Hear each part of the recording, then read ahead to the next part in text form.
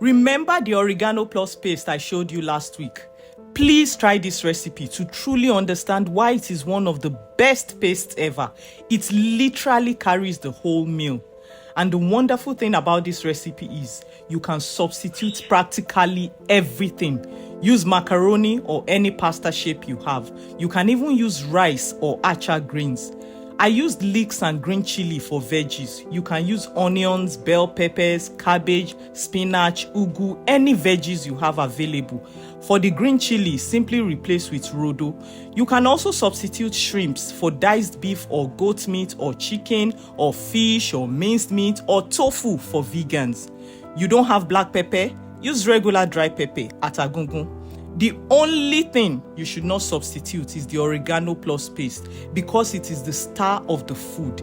It is the amazing taste it brings to natural cooking I want you to experience. You will not be able to get enough of it.